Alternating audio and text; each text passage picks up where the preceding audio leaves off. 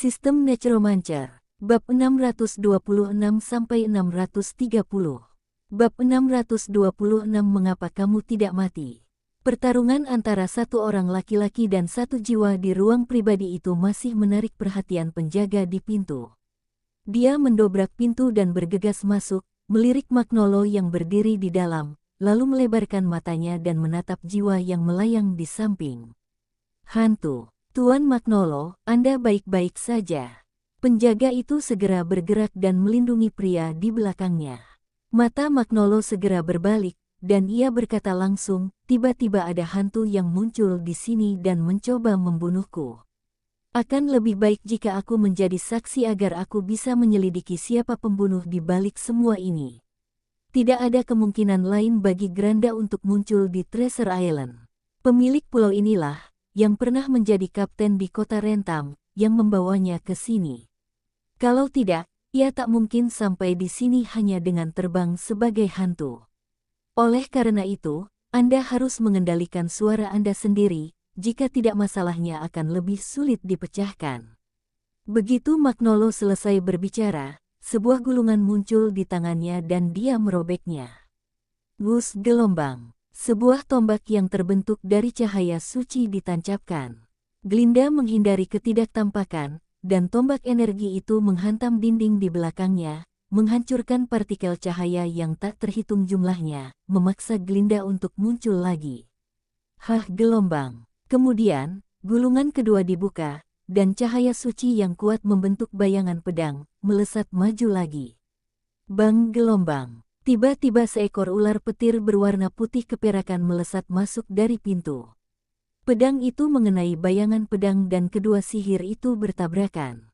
Berbagai elemen saling terjerat dan mengamuk di udara, dan akhirnya menghilang di udara. Pada saat yang sama, dua sosok bergegas masuk dari pintu lagi, satu dengan jari harimau di tinjunya dan yang lainnya memegang pedang panjang. Tubuhnya berubah menjadi dua petir dan dia sudah berada di depan lawan. Bang, gelombang. Kedua penjaga itu jatuh ke tanah. Di lantai bawah, tim patroli yang mengikuti mulai memasuki bar untuk menjaga ketertiban. Pada saat yang sama, jaga tangga untuk mencegah peminum lain datang. Magnolo menatap tajam orang di depannya. Rambut hitam dan mata hitam, pemilik Treasure Island. Rasa lega dan dingin yang baru saja muncul langsung sirna, dan ia berubah menjadi seorang pengusaha yang lembut dan elegan. Dia membungkuk sedikit, Magnolo, perwakilan kamar dagang Cuigu, memberi salam kepada tuan pulau. Wu Heng menatapnya, mengamatinya dari ujung kepala hingga ujung kaki, lalu bertanya, tahukah kau kalau Glinda bisa berubah menjadi hantu? Kau sudah menyiapkan begitu banyak alat untuk menghadapi hantu. Mata Magnolo melirik sekilas saat ia segera menjelaskan, memang karena Glinda. Waktu itu, dia pergi jauh ke dalam hutan dan disihir oleh roh jahat. Dia memecahkan lampu minyak dan membakar dirinya sendiri sampai mati. Sejak itu, aku membawa banyak peralatan untuk menghadapi mayat hidup. Wu Heng memandang Glinda di sampingnya. Yang terakhir melayang ke satu sisi, tampak sangat sedih. Pihak lain baru saja hampir membunuhnya, dan kata-kata yang diucapkannya sama sekali tidak mengandung emosi. Sambil menatap orang itu, ia tiba-tiba tersenyum dan berkata, Magnolo, bagaimana mungkin orang sepertimu layak hidup? Kenapa kau masih hidup? Jangan bersemangat, Wu Heng berbalik dan berkata. Magnolo melanjutkan, Tuan Wu Heng, saya menerima penyelidikan Anda dan berharap dapat mengikuti prosedur asosiasi. Anda juga akan memberitahu kamar dagang kami agar mereka dapat mengetahui situasi saya saat ini. Tidak perlu repot-repot. Wu Heng tersenyum dan melirik ke depan. Kedua kerangka itu menyerang pada saat yang sama.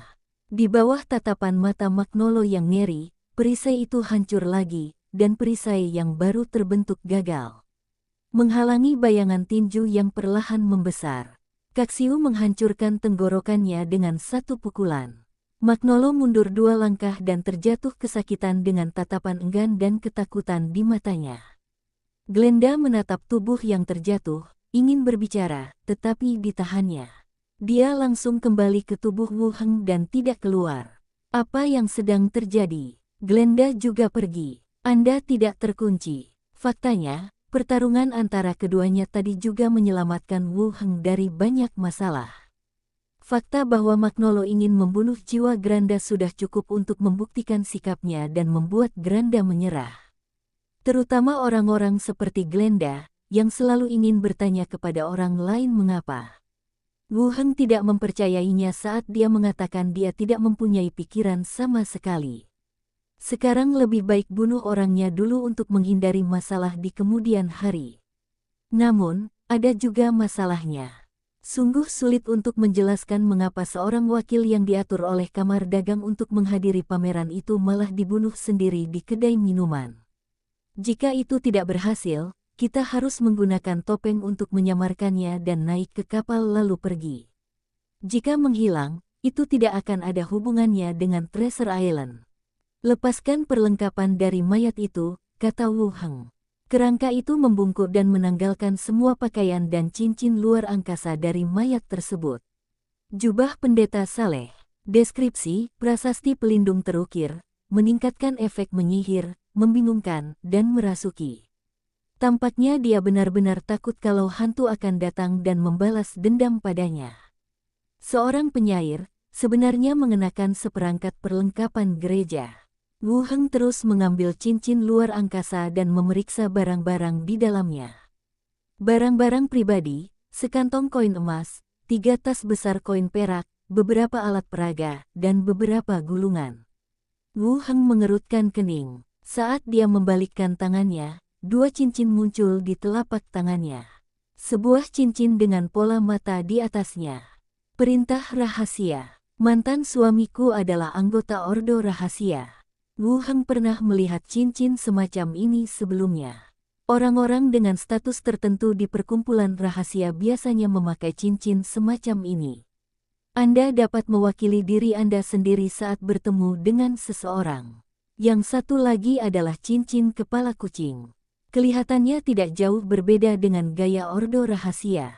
Tampaknya berasal dari suatu organisasi. Apa hubungannya dia dengan perkumpulan rahasia? Sedangkan untuk orang-orang dari Ordo Rahasia, itu bahkan lebih mudah ditangani. Kita tinggal serahkan saja langsung ke asosiasi. Dia mengeluarkan tikar jerami, membungkus ketiga tubuh itu, dan memasukkannya ke dalam cincin luar angkasa. Lalu dia membuka kembali pintu dan turun ke bawah. Di dalam kedai, begitu dia turun ke bawah, para petugas patroli dan tamu-tamu di bar itu menatapnya bersamaan. Tuan pulau, tuan. Semua orang memberi hormat. Wu Heng tersenyum dan mengangguk, maaf mengganggu semuanya. Saya baru saja menerima pesan bahwa seorang penjahat telah datang ke pulau ini dengan menyamar sebagai pedagang. Semua orang terkejut, menyadari bahwa mereka ada di sini untuk menangkap penjahat. Tidak heran ada begitu banyak kerangka. Tuan, tidak, apakah Anda baik-baik saja? Bosnya sedikit gugup. Wu Heng menghibur mereka dengan berkata, ini bukan urusan kalian. Asosiasi akan mengumumkannya nanti. Jangan khawatir, teruslah dengarkan ceritanya. Setelah berkata demikian, dia memimpin anak buahnya keluar. Sejumlah besar kerangka juga meninggalkan kedai minuman itu. Sampai semua orang pergi, pub itu menjadi berisik lagi. Pemilik pulau itu cukup baik. Kami tidak melakukan kesalahan apapun, jadi mengapa repot-repot menangkap kami semua? Jauh lebih baik dari para bangsawan itu. Asosiasi, ruang pertemuan, tutup pintunya. Ketiga hantu itu dilepaskan. Glenda melayang ke samping, agak terganggu. Wu Heng mengeluarkan cincin Ordo Rahasia dan cincin kepala kucing lainnya. Berkata, Glenda, aku menemukannya pada saudara laki-laki mantan suamiku. Apakah dia anggota perkumpulan rahasia? Glenda kembali sadar dan melihat lebih dekat. Saya tidak tahu tentang itu. Bab 627 Aku mencintaimu. Ekspresi Glenda menunjukkan kebingungan. Adapun perintah rahasia, dia secara bertahap menghubunginya setelah mengikuti Wu Heng. Sebelumnya, baik saat saya masih hidup atau sebagai hantu di ruang bawah tanah, saya belum pernah mendengar tentang Ordo Rahasia tersebut. Bahkan jika seseorang dari perkumpulan rahasia muncul, dia tidak akan tahu siapa mereka. Tetapi dia tidak menyangka suaminya mempunyai kontak dengan pihak lain. Wu Heng melanjutkan, segalanya mungkin tidak sesederhana yang kita pikirkan. Dia adalah anggota perkumpulan rahasia dan memiliki status yang relatif tinggi. Glinda berkata ragu, dia hanya seorang penyair. Bagaimana mungkin ordo perkumpulan rahasia menganggapnya berharga? Tanyakan saja padanya ketika saatnya tiba, dan semuanya akan jelas, kata Wu Heng. Lalu matanya tertuju pada cincin kedua. Gayanya sangat mirip dengan Secret Order, dan polanya memang berupa gambar kepala kucing dan gigi tikus. Masih terlihat agak aneh. Apakah kamu mengenali cincin ini? Tanya Wu Heng. Glinda masih menggelengkan kepalanya. Ledakan gelombang. Ketika dia sedang berbicara, terdengar ketukan di pintu. Kembalilah dulu. Wu Heng melambaikan tangannya, dan hantu itu kembali ke tubuhnya. Pintu segera terbuka, dan kepala pelayan Si Lagui menjulurkan kepalanya. Mencariku. Ketika Wu Heng kembali, Si Lagui dan Si Yali tidak ada di asosiasi. Saya juga pergi ke pameran untuk mengoordinasikan patroli dan mengambil alih kendali di sana. Lagi pula, dengan begitu banyak pejabat tinggi yang datang ke pulau itu, saya harus memastikan keamanan tempat kejadian. Kemudian dia menerima pesan dari Wu Heng yang memintanya untuk kembali, jadi dia segera bergegas kembali. Wu Heng tersenyum dan menunjuk kedua cincin di atas meja. Kami menangkap seorang anggota ordo rahasia di pulau itu, dan kami pikir kita harus menyelidikinya bersama. Ordo rahasia. Si Lagui mengerutkan kening dan melirik cincin itu. Di mana orang-orangnya? Ada di cincin luar angkasa. Ayo kita ke kamar mayat bersama dan bawa perekam asosiasi. Wu Heng berdiri. Apakah mereka semua mati? Wu Heng berkata, dia melawan dengan keras, dan kami takut dia akan menimbulkan masalah, jadi kami langsung membunuhnya. Si Lagui mengangguk dan tidak banyak bicara. Dia berbalik dan menyuruh Si Yali di belakangnya untuk memanggil penyelidik asosiasi. Wu Heng juga berdiri, dan mereka berdua berjalan menuju ruang bawah tanah bersama. Si Lagui bertanya, apa identitas pihak lainnya? Perwakilan Korps Pedagang. Apa tujuanmu? Apa yang kau lakukan di pulau ini? Si Lagui memegang gagang pedang di pinggangnya dengan satu tangan, dan baju sirahnya berdesir saat ia berjalan. Saya belum yakin. Saya akan bertanya tentang situasinya nanti, kata Wu Heng.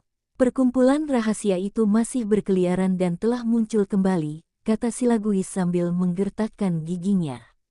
Ya, tidak ada habisnya. Mereka berdua berjalan dan berbicara saat mereka turun ke kamar mayat di ruang bawah tanah bersama-sama. Dalam sekejap, perasaan dingin menyelimutiku. Tuan Pulau, Tuan Diakon. Kedua petugas koroner itu segera berdiri dan memberi hormat. Pinjam tempat ini untuk sementara waktu, kata Wu Heng langsung. Yang mulia, kata pemeriksa mayat dengan sopan. Wu Heng terus berjalan masuk, dan Si Lagui mengikuti di belakang. Kau tidak akan bertanya tentang mayat itu? Tanya Si Lagui penasaran. Wu Heng memilih ruangan kosong di ujung ruangan dan merapal mantra cahaya menari di langit-langit, menerangi ruangan itu. Ia menjawab, Ordo Rahasia telah mengamankan personel, jadi kita tidak bisa menginterogasi mayatnya secara langsung. Aku berencana membangkitkan jiwanya, dan kita akan menginterogasinya. Si Lagui bersandar di kusen pintu sambil mengangkat alisnya. Selalu terasa agak aneh menggunakan kata enkripsi dalam kaitannya dengan mayat, tetapi saya mengerti artinya. Tubuhnya ditahan, dan penahanan ini akan dipicu jika ada orang yang mencoba mengungkapkan informasi di dalamnya. Hal semacam ini bukanlah hal yang jarang terjadi. Lakukan saja, asal tidak ada yang salah. Wu Heng mengeluarkan mayat itu dan meletakkannya di tengah ruangan. Kemudian mereka mulai mengeluarkan berbagai perlengkapan ritual dan meletakkannya di sekitar jenazah. Setelah semuanya diatur, sambil memegang tongkat kayu, dia mengumpulkan kekuatan sihirnya dan menusukkannya dengan keras ke tanah. Hah, gelombang. Awaken the Soul dirilis, dan serangkaian ritual secara bertahap menyebar dengan mayat sebagai pusatnya. Upacara pun dimulai. Wu Heng mengeluarkan lagi panci jiwa ajaib dan menaruhnya ke dalam formasi upacara. Jiwa di dalam pot jiwa iblis ditarik keluar oleh lingkaran sihir, mengungkapkan garis besar seorang pria. Ini adalah salah satu vampir buangan level 18 yang dibunuh Wu Heng dan telah disimpan di dalam pot jiwa iblis. Saya lupa beberapa nama. Hantu itu muncul dan melihat sekeliling dengan ngeri. Ahli nujum, apa yang sedang kau lakukan? Sialan, kau tidak bisa melakukan ini. Para vampir tidak akan membiarkanmu pergi. Di tengah kutukan dan jeritan, hantu itu ditarik ke dalam tubuh mayat. Kemudian, kekuatan magis berkumpul pada mayat itu bagaikan air pasang. Hantu ganas muncul dari antara alis mayat itu. Wajahnya kabur, dan dia melihat keluar dan mendengar suara gemuruh yang memekakkan telinga. Setelah memiliki pengalaman membangunkan Benny terakhir kali, Wu Heng sudah siap dan melambaikan tangannya dengan santai. Sebuah sangkar tulang muncul, langsung menjebak jiwa di depannya. Magnolo, teriak Wu Heng. Hantu itu masih meraung dan meronta, bagaikan binatang buas yang gila, hantu yang tak sadarkan diri. Wu Heng mengerutkan kening dan terus berteriak, Magnolo, bangun. Magnolo, perwakilan kamar dagang Green Valley. Magnolo, Ordo Rahasia menjanjikanmu keabadian. Dia berteriak beberapa kali berturut-turut.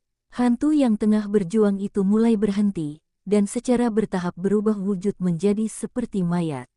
Dia menatap Wu Heng dengan ngeri. Wu Heng pun menghela napas lega. Kalau ia tak bisa membangunkannya, ia terpaksa harus mengeluarkan kakek dan berteriak-teriak juga. Tuan Wu Heng, saya rasa kita perlu bicara baik-baik. Tidak perlu melakukan ini untuk seorang wanita. Saya punya beberapa aset di luar sana, dan saya bersedia memberikan semuanya kepada Anda. Saya harap Anda akan menunjukkan belas kasihan. Di pintu kamar, Silagui membuka matanya lebar-lebar dan melihat pemandangan di depannya. Keterampilan Awakening Souls diturunkan ke Wu Heng melalui dia, jadi dia secara alami mengetahui kemampuan ini. Kita juga tahu bahwa Wu Heng menggunakan kemampuan ini untuk membangunkan Benny dalam cerita. Namun saya tidak menyangka prosesnya akan begitu rumit. Lingkaran sihir, bahan ritual, dan jiwa yang lengkap juga diperlukan. Tanpa salah satu di antaranya, upacara tidak dapat dirampungkan. Proses ini jauh lebih rumit daripada menginterogasi mayat. Kalau bukan masalah besar, menghabiskan banyak uang adalah bisnis yang merugi. Namun dari sudut pandang lain, selama bahannya cukup, pihak lain dapat diubah menjadi jiwa dan terus-menerus ditanyai pertanyaan. Temukan semua yang ingin Anda ketahui. Metode interogasinya juga semakin baik. Terdengar suara langkah kaki dari tangga. Silagui mencondongkan tubuh sedikit dan melihat-lihat. Si Yali datang bersama dua penyelidik asosiasi. Penyidiknya ada di sini, Silagui mengingatkan. Biarkan saja mereka masuk. Saat mereka berbicara, si Yali dan penyidik berjalan ke pintu dan memberi hormat kepada Silagui. Masuklah. Orang-orang di dalam adalah anggota perkumpulan rahasia. Rekam saja mereka seperti biasa, kata Silagui. Kedua penyelidik itu langsung masuk ke ruangan, dan Silagui dan si Yali juga berdiri di sisi lain ruangan. Wu Heng, ayo kita mulai, kata Silagui. Wu Heng mengangguk dan menatap jiwa di penjara tulang. Magnolo, apa statusmu di Ordo Rahasia? Mata Magnolo menyipit saat ia membela diri, aku tidak tahu apa yang kau bicarakan. Aku meminta asosiasi untuk melindungiku. Wu Heng mengeluarkan dua cincin dan berkata, cincin dari Ordo Rahasia. Bisakah kami meminta ini saja? Dengan lambaian tangannya, energi mayat hidup berubah menjadi cambuk dan mencambuk jiwa. Hantu itu meratap dengan keras, dan jiwanya hancur berkeping-keping. Ku bilang, berhenti berkelahi, teriak Magnolo. Cambuk itu berhenti, dan mata Magnolo berbalik.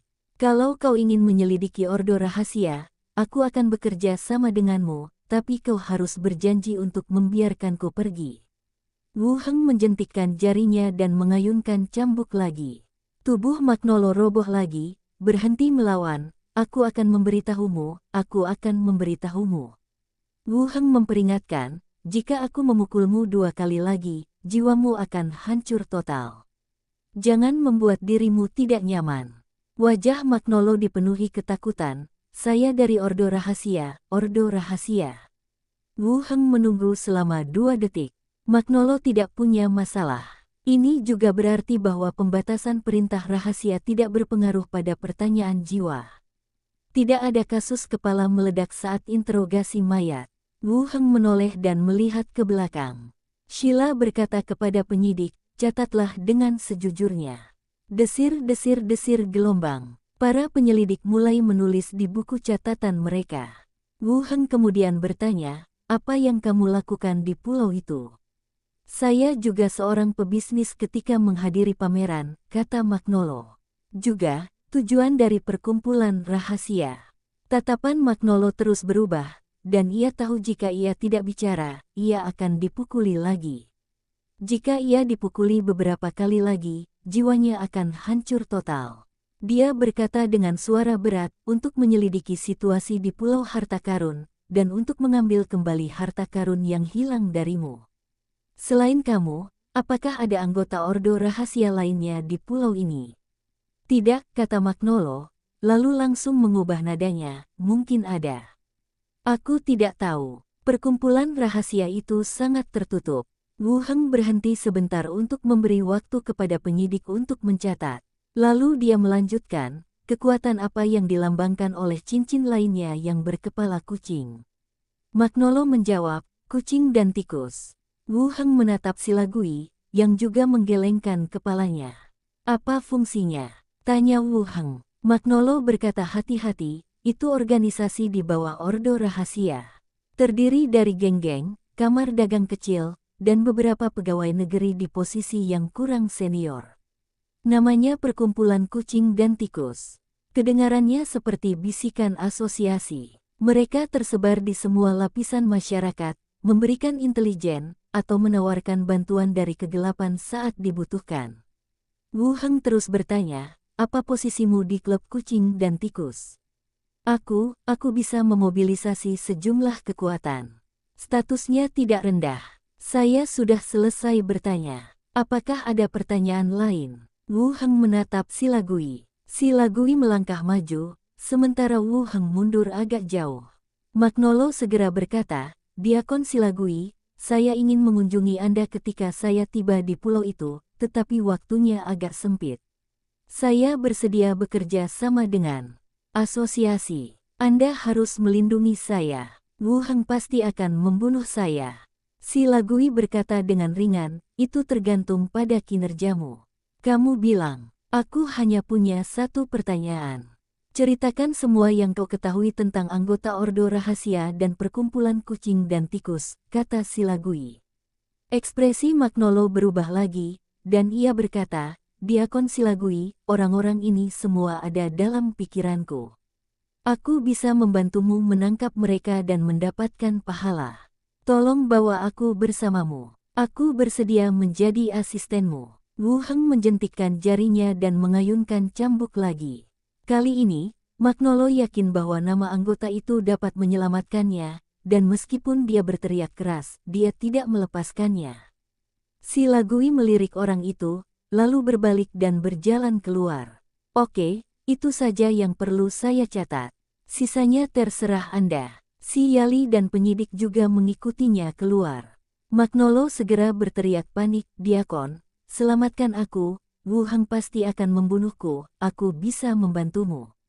Tidak ada tanggapan dari koridor. Silagui membawa orang-orangnya dan segera pergi. Di dalam ruangan, hanya Wu Heng dan hantu yang terperangkap yang tersisa. Dengan pikirannya, Glenda terbang keluar dari tubuh itu. Dia menatap hantu di penjara tulang dengan amarah dan kebencian di matanya. Aku benci sekali pada lelaki ini. Magnolo berhadapan dengan Granda lagi, jiwanya cepat mundur, matanya mengelak, dan dia kebingungan. Wu Heng bertanya langsung, Magnolo, kenapa kau membunuh kakek? Sekarang setelah semuanya begini, jawablah aku dengan jujur. Gren tidak mengumpat atau bereaksi dengan cara apapun. Hanya menatap orang lain, menunggu jawaban orang lain. Saya telah menunggu jawabannya sampai sekarang. Magnolo dipenuhi rasa takut, tetapi menghadapi Glenda, memberinya harapan untuk bertahan hidup. Ini jauh lebih baik daripada menghadapi seseorang seperti Wu Heng. Dia melayang ke depan sejenak, wajahnya menunjukkan ketulusan, ini salahku.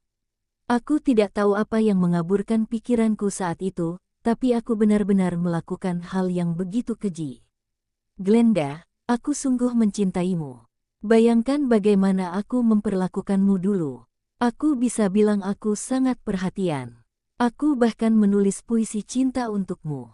Apa kau lupa itu? Aku tahu aku salah, tolong biarkan aku pergi. Kita adalah suami istri. Aku bersedia tunduk padamu dan Wu Heng, dan menggunakan sisa waktuku untuk melunasi utangku padamu. Setelah kamu meninggal, aku selalu merasa bersalah karena aku tidak menemukan wanita lain. Glenda, aku suka milikmu. Bab 628 Mengapa kamu tidak bahagia? Wu Heng melirik Magnolo yang terus-menerus menyesali perbuatannya, lalu menatap Granda yang ekspresinya tidak berubah. Bahkan wanita yang paling tergila-gila sekalipun akan kehilangan perasaannya setelah dibunuh 2 kali berturut-turut. Lagi pula, Glenda cukup cerdas, dan itu bisa dilihat saat ini. Tidak satu pun kata-kata itu benar, kata Wu Heng. Glenda pun berkata langsung, biarkan dia keluar. Wu Heng melambaikan tangannya dengan santai, dan penjara tulang yang menjebak hantu itu lenyap. Magnolo kembali bebas, raut wajahnya menunjukkan kegembiraan. Ia berbalik dan mencoba keluar menembus tembok. Detik berikutnya, dia dikendalikan oleh Granda lagi. Dia terbang cepat dan mulai melahap jiwa lawan. Dalam pertarungan antara dua hantu itu, jiwa Magnolo terus-menerus dimangsa. Glenda, kumohon, jangan bunuh aku. Aku benar-benar salah, kumohon. Di tengah-tengah permohonan penuh ketakutan akan belas kasihan, jiwa itu benar-benar dilahap dan lenyap. Glenda terbang kembali dan membeku di tengah ruangan. Aku menatap langit-langit, hanya melayang di sana dengan linglung. Wu Heng tidak menunggu perintah sistem dan sedikit khawatir tentang kondisi pihak lain. Karena khawatir, dia memanggil Glenda. Glenda berbalik, dengan ekspresi rumit, Wu Heng. Apakah kamu baik-baik saja? Tanya Wu Heng. Glenda tersenyum agak kaku, aku sudah membalas dendam, dan aku tahu kenapa dia ingin membunuhku. Mengapa? Alih-alih menjawab secara langsung, Glenda menyelinap ke tubuhnya. Detik berikutnya, gambar-gambar yang terfragmentasi muncul dari pikiranku.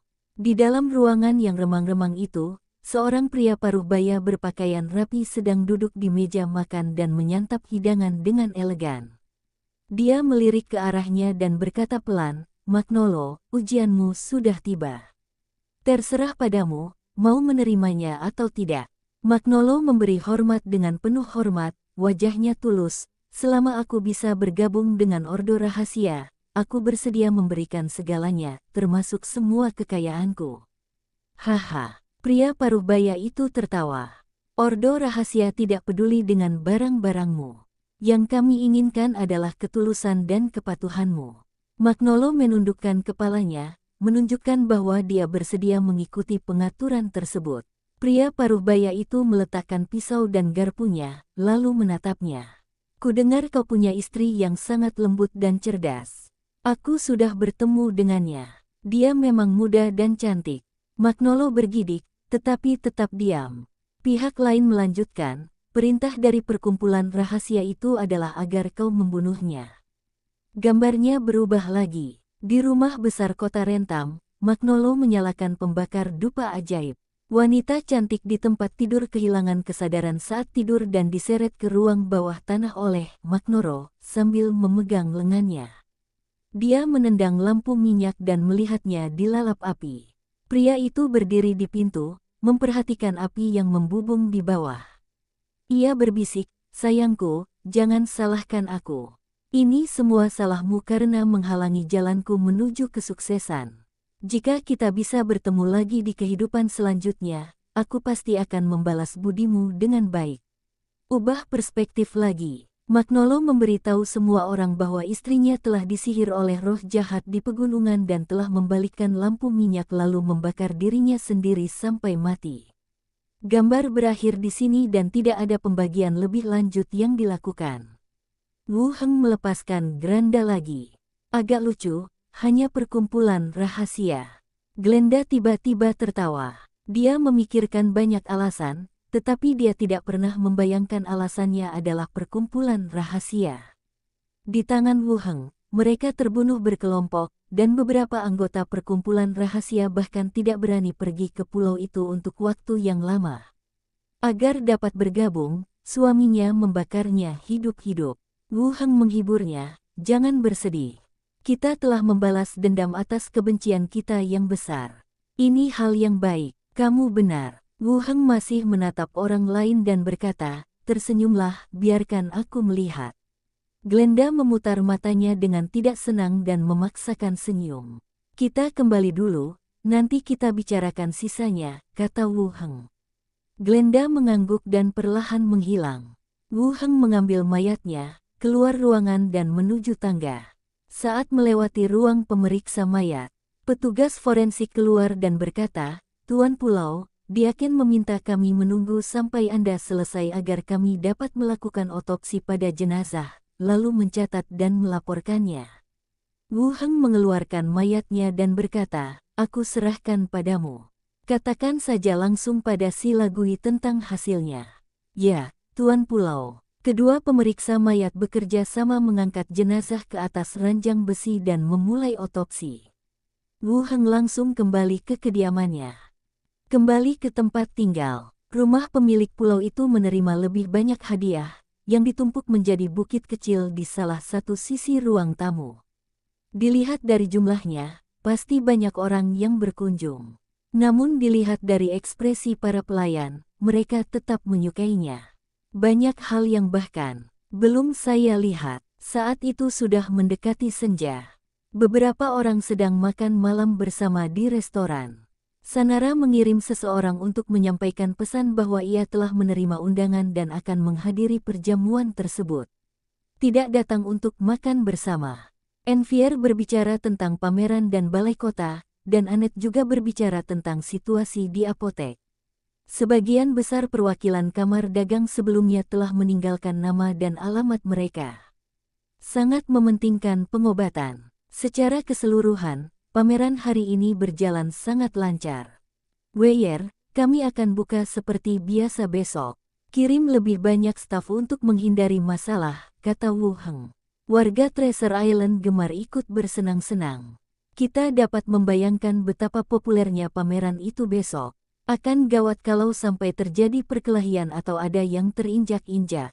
Envier mengangguk. "Baik, Tuan. Apakah Anda ingin terus memajang ramuan penguat di lantai 3? Saya rasa akan lebih aman jika kita bisa memindahkannya ke bawah dulu." Wu Heng memikirkannya dan merasa itu benar. "Kalau begitu, kami tidak akan memajang ramuan itu untuk saat ini." "Bagus." Mereka mengobrol sebentar dan menyelesaikan makan malam mereka. Para pelayan pergi bersama-sama ke hamparan bunga di halaman. Wu Heng naik ke atas dan masuk ke ruang belajar. Dalam penelitian, Glenda melayang di dekat jendela, memandangi pemandangan taman. "Magnolo sudah meninggal. Saya pun membalas dendam. Segala sesuatu di masa lalu tampaknya tidak berarti, dan bahkan dunia ini tampak sedikit membosankan." Berdecit gelombang. Pintu terbuka dan Wu Heng masuk. Dia melirik ke arah Xiao Xiao dan Benny yang tidak jauh darinya, mengecilkan volume suara mereka ke pengaturan paling rendah, lalu menatap Glenda. Wu Heng bertanya, "Kamu belum keluar?" "Tidak ada." Glenda tersenyum. Wu Heng menuangkan segelas air untuk dirinya dan berbicara perlahan, "Pernahkah aku bercerita tentang diaken pertamaku?" Glenda menatapnya, tatapan bingung terlihat di matanya. Wu Heng melanjutkan, "Diakon saya di kota Blackrock membuat pengecualian dan merekrut saya ke dalam asosiasi. Ia menjelaskan peraturan asosiasi kepada saya dan merawat saya dengan sangat baik selama misi. Saat itu, semua orang di asosiasi mengatakan bahwa saya anak haram Diaken. Kalau saja perbedaan penampilan saya tidak terlalu jauh, laporan itu pasti sudah dikirim ke kantor pusat asosiasi. Saat itu saya berpikir bahwa dia adalah diaken paling bertanggung jawab yang pernah saya temui, dan saya akan mempertimbangkan dan melaksanakan perintahnya dengan serius. Glenda mengerutkan kening, dan apa yang kamu minum sekarang? Wu Heng menghabiskan airnya dan melanjutkan, sampai suatu hari, dia memintaku pergi ke kantornya. Aku sama sekali tidak siap, dan dia mengaktifkan lingkaran sihir itu, berniat mengambil alih tubuhku dan tinggal di tempatku. Baru saat itulah aku menghubungkan semua petunjuknya. Semua yang telah dia lakukan sebelumnya adalah untuk tujuan ini, termasuk pemindahanku ke Rentam City, yang juga merupakan jalan keluar yang dia rencanakan sendiri. Di sampingnya, Xiao Xiao mengangkat tangannya dan berkata, aku tahu soal ini. Pamanku ketakutan saat itu. Mata Glenda dan Benny dipenuhi dengan keterkejutan. Tanpa diduga, Wu Heng telah mengalami semua ini di kota Batu Hitam. Wu Heng memandang Glenda dan berkata, Glenda, kamu telah membaca lebih banyak buku daripada aku, dan kamu memiliki pengalaman sebanyak aku. Saya hanya ingin mengatakan bahwa setiap orang akan bertemu beberapa orang jahat dalam hidup. Mereka benar-benar busuk dan ingin menjatuhkan orang lain bersama mereka. Yang perlu kita lakukan adalah menyingkirkan mereka dan tidak diganggu oleh mereka. Meninggalkan kota Blackrock, aku bertemu denganmu, Minnie, dan kepala pelayan Imiro di belakang. Yang terpenting adalah orang-orang busuk itu sudah mati, tapi kita masih hidup, dan segala sesuatunya akan semakin baik di masa depan. Glenda masih berdiri di sana dengan linglung, agak bingung. Wu Heng melirik jam, berdiri, dan berkata, sudah larut. Aku akan datang dan membujukmu besok. Kalau kau masih belum puas, keluarlah dan lihat pulau harta karun yang telah kita bangun. Setelah mengatakan itu, Wu Heng berbalik dan meninggalkan ruang belajar. Glenda terus melihat keluar jendela. Ya, siapa yang tidak pernah bertemu dengan beberapa orang jahat? Kamar tidur, gelombang. Setelah mandi, Wu Heng berbaring di tempat tidur dan menghela napas. Aku memang kurang pandai menghibur orang lain. Aku pernah memikirkan beberapa kata penghiburan sebelumnya, tapi rasanya aku tak sanggup mengucapkannya. Pada akhirnya, dia menceritakan kisah waktunya di Treasure Island. Saya tidak tahu apakah itu berhasil. Lalu, mengapa Unfinished Business belum dibuka? Ketika seseorang meninggal, jiwanya hancur. Secara logika, seharusnya ada kemungkinan lain. Berdecit gelombang, pintu terbuka, dan Minnie serta Enfiel langsung masuk setelah mandi. Mereka perlahan-lahan menanggalkan pakaian mereka dan naik ke tempat tidur, satu di setiap sisi. Malam berangsur-angsur menjadi semakin gelap. Wu Heng memeluk kedua gadis itu dan menutup matanya. Ding gelombang. Perintah sistem tiba-tiba muncul. Ghost Unlock, urusan yang belum selesai. Mata yang baru saja terpejam tiba-tiba terbuka. Tidak terkunci. Glenda menemukan jawabannya sendiri. Hari berikutnya, setelah seharian tak terdengar kabarnya, Treasure Island benar-benar meledak. Bahkan lebih populer daripada penjualan di koran. Apa? Mansion Tuan Pulau menyempurnakan pena bulu dan menghasilkan pulpen. Jam saku itu benar-benar ada dan dipajang di pameran. Kisahnya memang benar. Kudengar dari sopirnya bahwa para pedagang yang hendak berjualan ke rumah Tuan Pulau telah mengantre hingga ujung jalan. Pemilik pulau itu sungguh hebat. Pembukaan pameran tersebut memungkinkan berita di dalamnya menyebar ke seluruh pulau dengan kecepatan tercepat. Sekalipun Anda tidak bisa membaca, Anda tidak punya banyak budaya. Namun kita juga bisa melihat peran pena dan jam yang lebih baik. Begitu banyak karavan yang berpartisipasi dalam pameran itu. Bahkan tidak sebagus film Treasure Island sendiri. Bab 629 seharusnya aku mengira itu dia. Rumah besar pemilik pulau. Wu Heng berjalan ke ruangan di sebelah ruang belajar dan melihat dua kerangka penyihir yang berdiri di posisi berbeda. Kedua kerangka ini adalah mayat yang dibeli dari Snake Emblem Konsortium di Lopez City. Setelah konversi, taruh di sini untuk mempelajari keterampilan. Skeleton penyihir level 11 telah membuka Battlefield of the Dead dan Bone Surfing. Kerangka level 7 baru saja membuka teknik penyajian tulang dan saat ini sedang mempelajari medan perang mayat. Periksa keterampilan kedua kerangka itu. Wu Heng menunjuk kerangka level 11 dan berkata, keluarlah bersamaku. Aku akan memberimu misi nanti. Kerangka itu berjalan langsung ke Wu Heng dan mengikutinya keluar.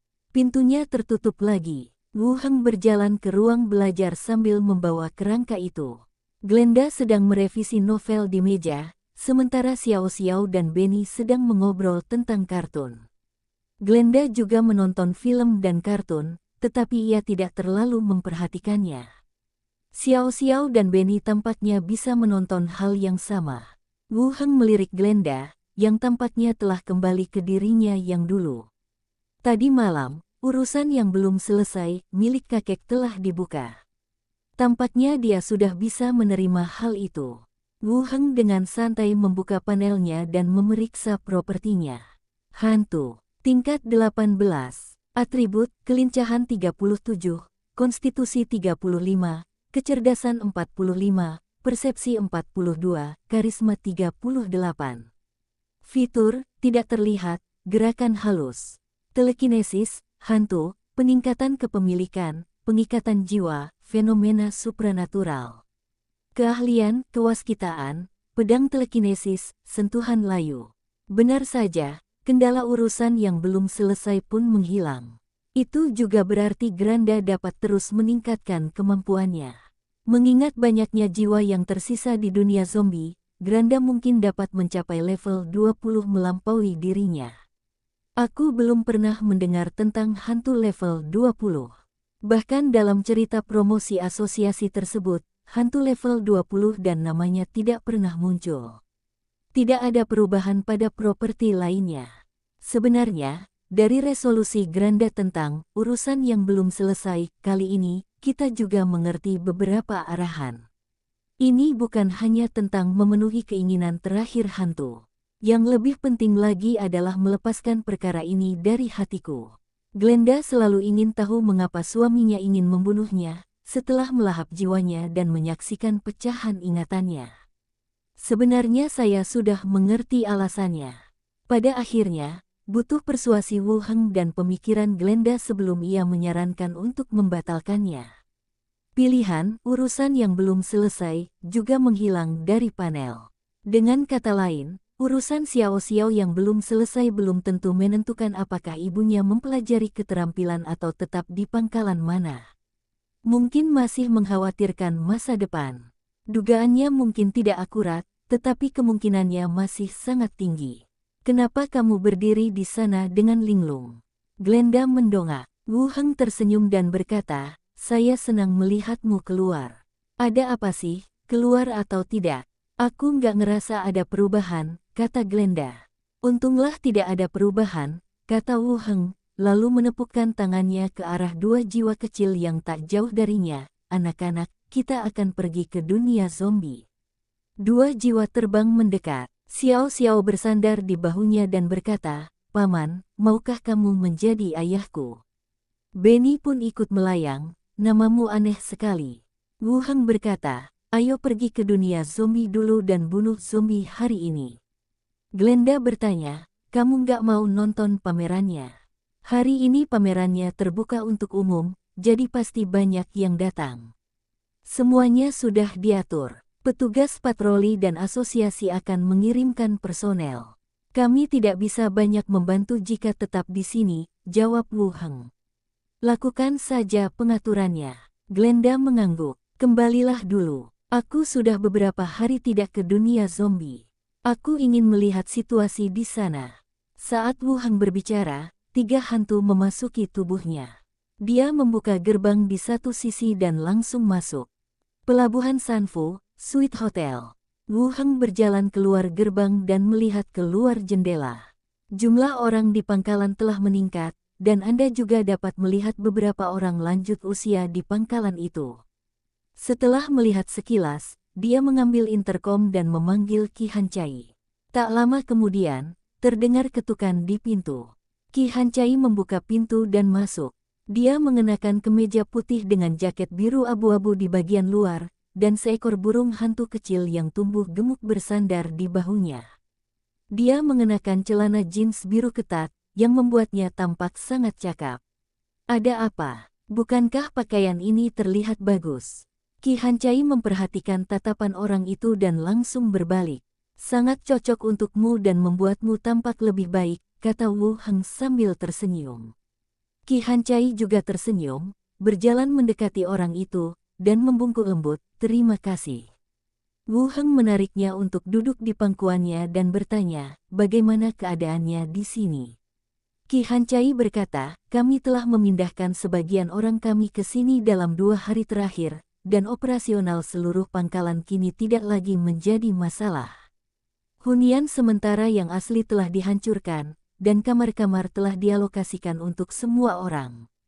Sebuah kantin dan tempat untuk mengumpulkan kebutuhan sehari-hari juga telah didirikan. Satu-satunya yang kurang adalah pasokan listrik dibandingkan dengan pangkalan aslinya. Stasiun radio juga telah direstorasi dan mulai mempublikasikan tujuan kami. Ketika mereka melakukan operasi penyelamatan nanti, mereka akan tahu itu tim kami ketika mereka melihat kerangka-kerangkanya. Beberapa hari kemudian, kemajuannya cukup pesat.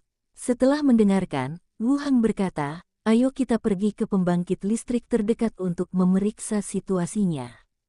Kalau itu pembangkit listrik termal, memulihkan listrik seharusnya tidak jadi masalah. Oke, Qi Hancai setuju. Memasak membutuhkan pembakaran kayu bakar, dan listrik dari panel surya juga disediakan untuk beberapa peralatan. Sebenarnya cukup tidak nyaman hidup tanpa listrik.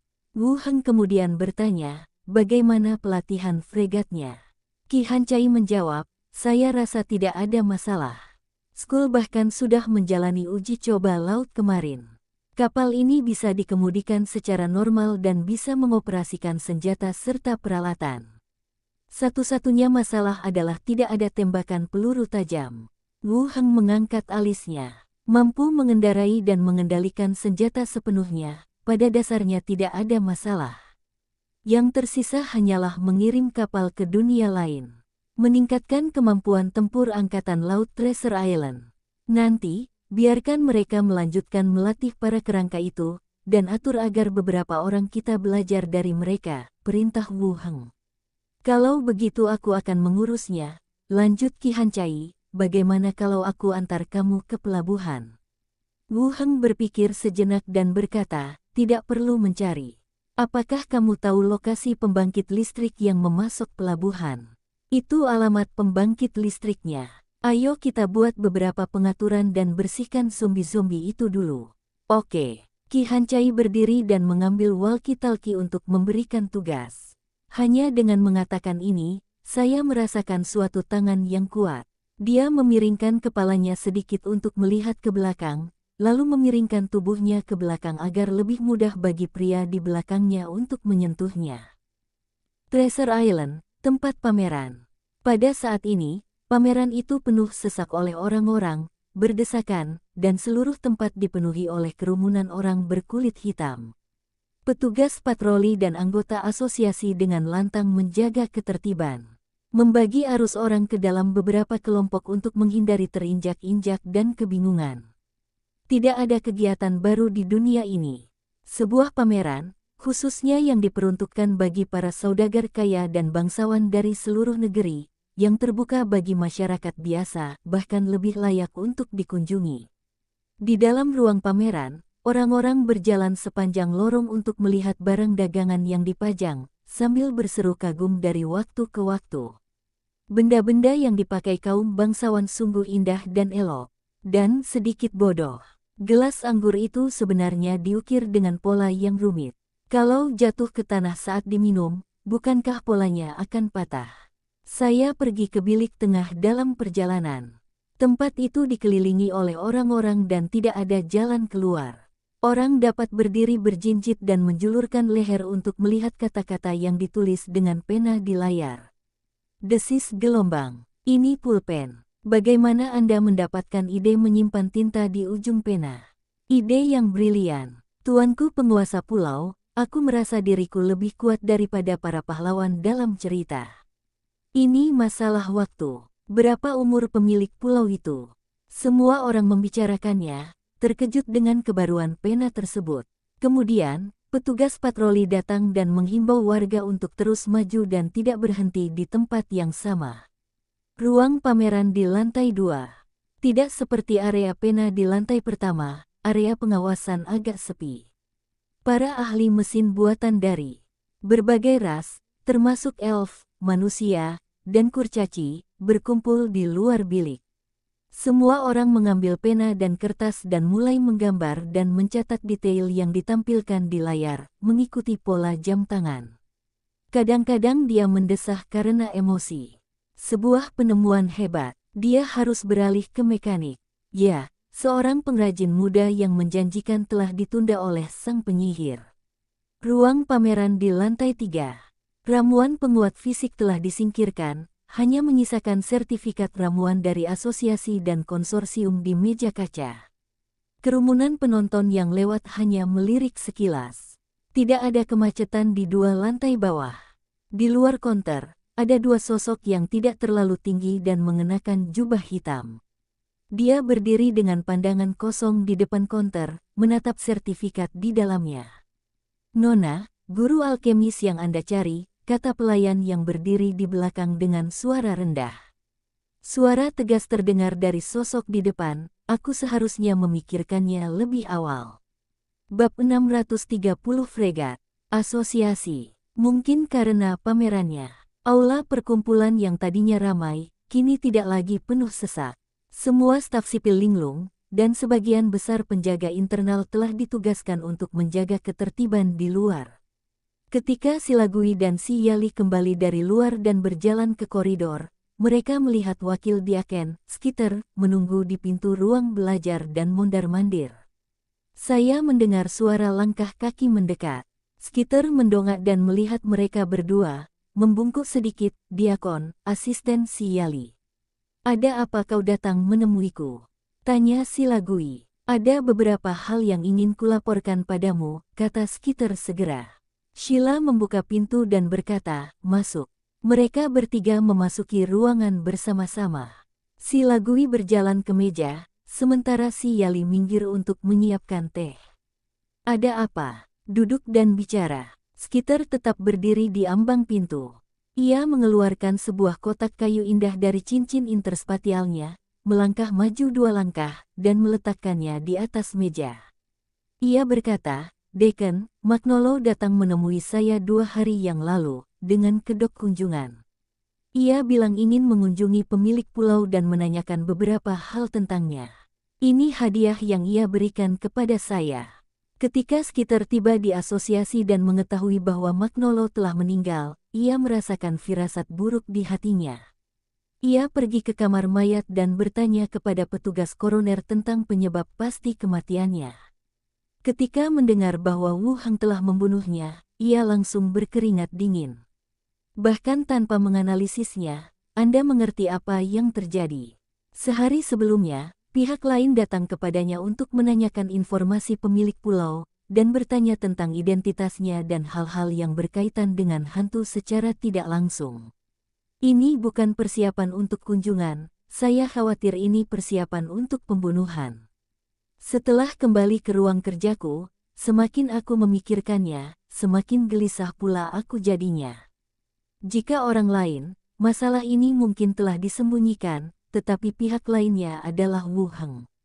Bagaimana itu bisa disembunyikan? Setelah memikirkannya, dia membawa barang-barang itu ke ruang kerja kepala pelayan, dengan maksud untuk membicarakan masalah ini dengan Silagui terlebih dahulu. Lagi pula, Silagui jelas lebih mudah dihadapi daripada Wu Heng. Dia juga atasan langsungnya.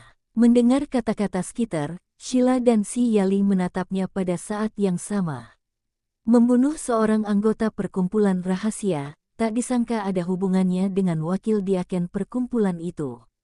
Silagui membuka kotak kayu di meja dan melihatnya, tampaklah belati berbentuk indah bertahtakan permata. Itu sungguh indah. Bagi para profesional yang menggunakan pedang, benda ini memiliki daya tarik yang besar. Dia menutup kotak itu lagi dan berkata, apa yang dia katakan kepadamu saat itu? Ceritakan lebih detail. Ya, Skitter setuju, dan mulai menceritakan kisahnya sambil mengingat-ingat. Poin pentingnya adalah mengulangi semua yang diminta pihak lain. Bersikaplah serius dan tulus. Setelah mendengarkan ini, si Lagui berkata, ada lagi. Pikirkan baik-baik dan pastikan tidak ada yang terlewat. Skitter membungkuk lagi, Diakon, aku tidak berani membuat kesalahan. Si Lagui mengangguk, kapan kamu berpatroli? Ada patroli lain saat senja. Serahkan sisanya pada yang lain, dan jangan beritahu siapapun tentang masalah ini untuk saat ini, agar tidak menghambat promosimu di masa mendatang, kata si Lagui. Skitter segera memberi hormat, ya. Baiklah, kembalilah, jangan membuat dirimu stres. Terima kasih, Deacon. Skitter memberi hormat lagi dan meninggalkan ruangan. Tunggu sampai pintunya tertutup lagi. Si Yali membawakan teh seduh itu kepadanya dan bertanya, apakah kamu begitu percaya padanya? Si Lagui menyesapnya, mengambil kotak kayu itu, dan berkata, aku akan pergi ke tempat Wu Heng. Kau akan memimpin patroli menggantikannya. Kenapa aku? Teriak si Yali. Si Lagui membuka pintu dan pergi.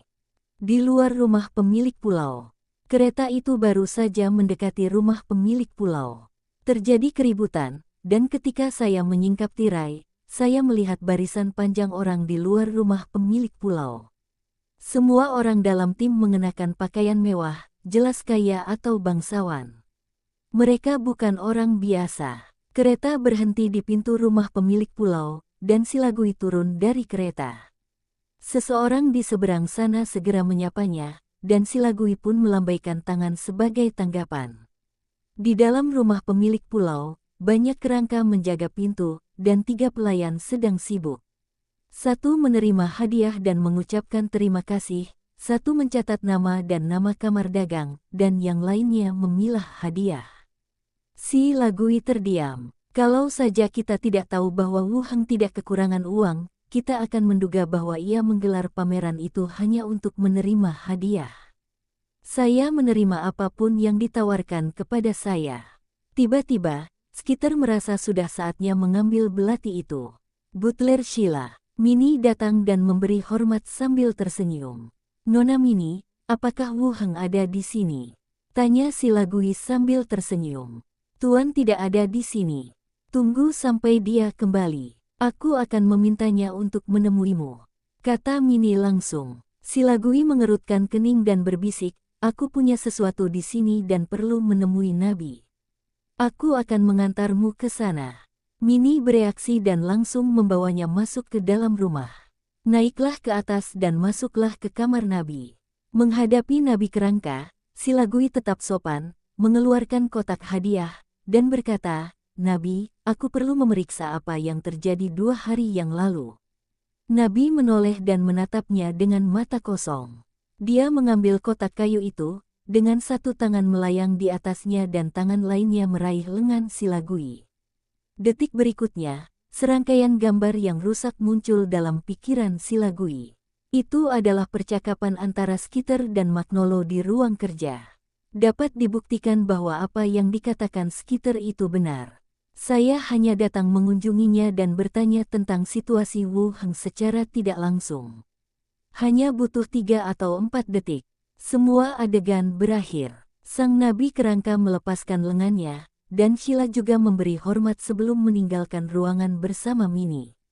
Kemudian tinggalkan rumah pemilik pulau dan kembali ke asosiasi. Dunia zombie. Mengaum, mengaum, mengaum gelombang. Gerombolan zombie itu menerjang formasi tombak bagaikan air pasang. Terdengar suara gemuruh dan garukan, dan di saat yang sama, sekelompok zombie mati terkena tombak, sedangkan zombie di belakang mereka terus menyerbu ke depan. Lalu, hantu-hantu naik ke langit.